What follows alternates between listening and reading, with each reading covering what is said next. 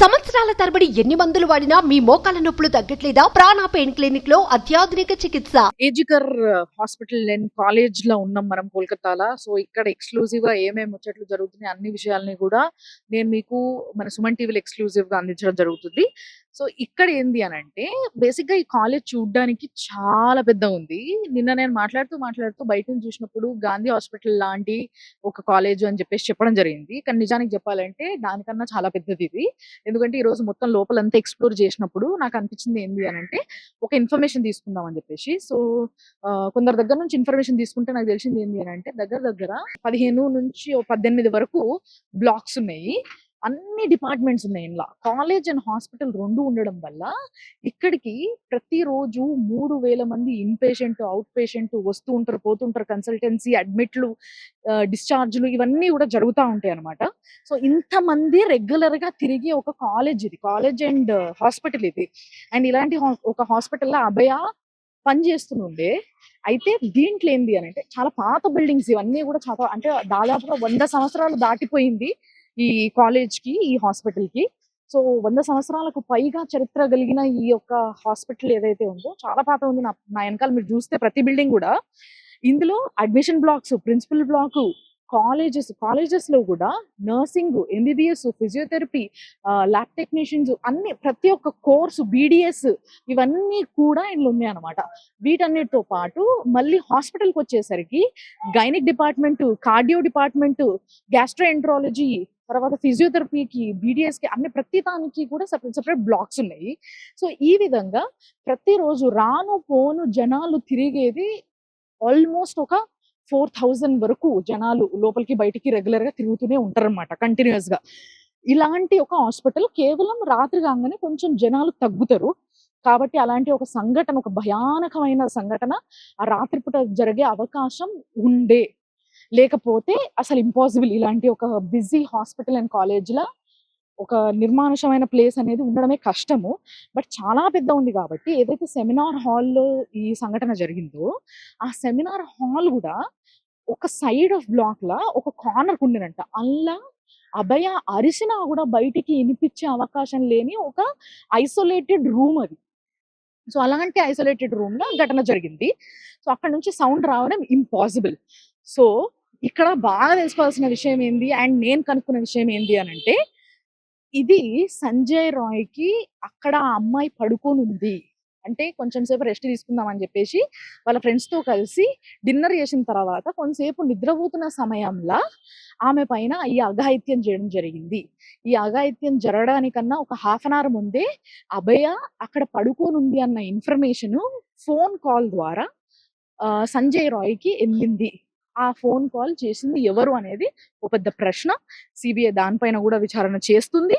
And ఇంకొకటి ఏంది అని అంటే ఈ కాలేజ్ లో దాదాపుగా స్టూడెంట్సే కొన్ని వేల మంది ఉన్నారు. సో వాళ్ళందరూ కూడా ప్రొటెస్ట్ చేస్తున్నారు, మాకు సేఫ్టీ లేకపోతే మేము ఇక్కడ డ్యూటీ చేయడానికి ఇష్టపడట్లేదు అని. బట్ ఫిర్ బి ఇంతమంది పేషెంట్స్ ని కాపాడుతున్న ఒక హాస్పిటల్ కాబట్టి ఇది ఇక్కడ ఏంది అని అంటే ఎవరైతే సీనియర్ డాక్టర్స్ ఉంటారో వాళ్ళందరూ కూడా వర్క్ చేయడం జరుగుతుంది. But duty doctors, trainee doctors, interns ఎవరైతే ఉంటారో వీళ్ళందరూ కూడా ప్రొటెస్ట్ లో కూర్చుంటున్నారు. ప్రస్తుతానికి ఇంకా పని చేస్తలేరు వాళ్ళు. సో వాళ్ళందరూ కూడా పని ఆపేసి ప్రొటెస్ట్ లోనే ఉంటున్నారు. సో వాళ్ళందరూ అడుగుతున్న డిమాండ్ ఏంటి అని అంటే దీంట్లో ఎవరెవరు ఇన్వాల్వ్ ఉన్నారో వాళ్ళ పేర్లు బయటికి రావాలి, జస్టిస్ జరగాలి. సో ప్రతి ఒక్కరి పేరు బయటికి వచ్చి కరెక్ట్ జస్టిస్ అభయకి జరిగినప్పుడే మేము వర్క్ స్టార్ట్ చేస్తామని చెప్పేసి చెప్తున్నారు అనమాట. సో ఇది కాలేజ్ ఒక డీటెయిల్స్. ఒకసారి కాలేజ్ మీరు చూసి రండి.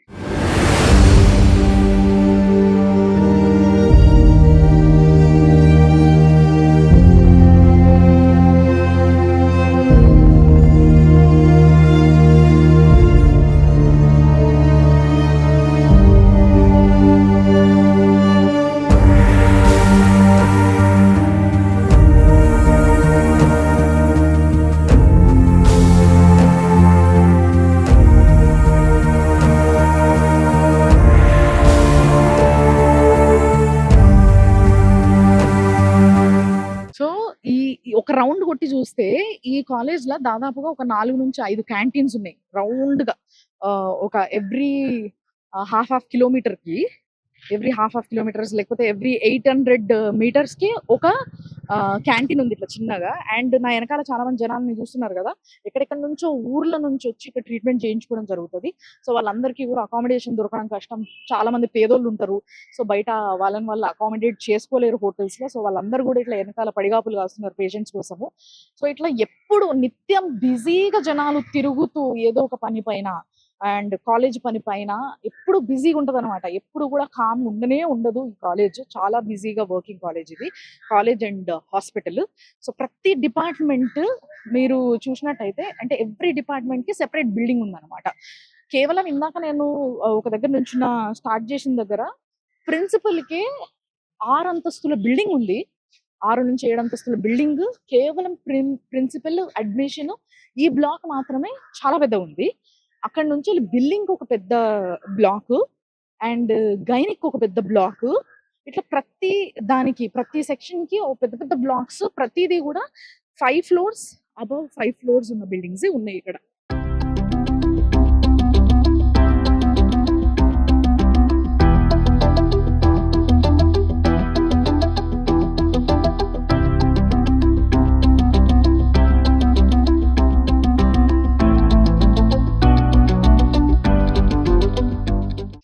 నడుచుకుంటూ వస్తే ఇక్కడ మొత్తం ఈ హాస్పిటల్ అండ్ కాలేజ్ కి సంబంధించిన మ్యాప్ ఉంది.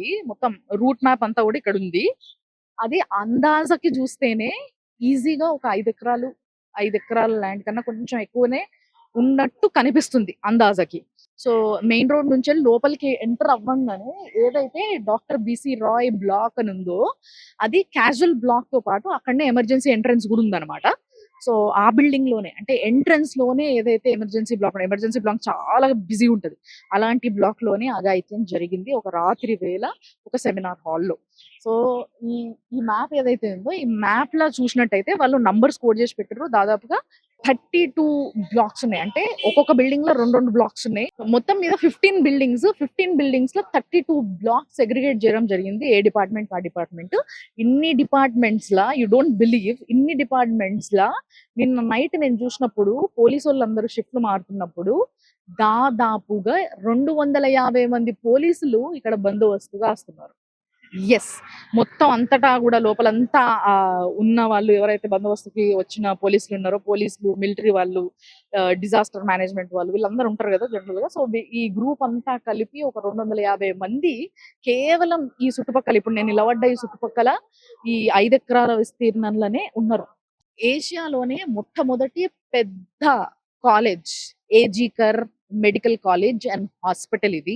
ఇంత పెద్ద కాలేజ్, ఇంత పురాతనమైన కాలేజ్, ఇంత హిస్టరీని గాంచిన కాలేజ్, ఇంతమంది పేషెంట్స్ కి ట్రీట్మెంట్ చేసి బతికించిన కాలేజ్ ల పరిస్థితి, వ్యవస్థ ఎట్లా నడిపిస్తున్నారు, ఎట్లుంది అనే విషయం ఆలోచిస్తే ఒక ఆడపిల్లకి సేఫ్టీ లేని ఒక కాలేజ్ గా ఈరోజు పేరు పోయిన ఈ కాలేజ్ గురించి ఎవరైనా ఆడోళ్ళు ఆలోచిస్తే లోపలికి అడుగు పెట్టాలంటే ఎంత వణుకు పుడుతుండొచ్చు ఒకసారి ఆలోచించండి. ప్రశ్నించాల్సింది ఇదే.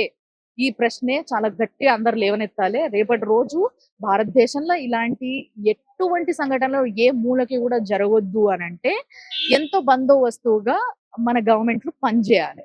దీని గురించి ద్రౌపది ముర్ము గారు ఈ రోజు ఒక లేఖను పంపడం జరిగింది మీడియాకి గానీ మొత్తం అందరికి కూడా.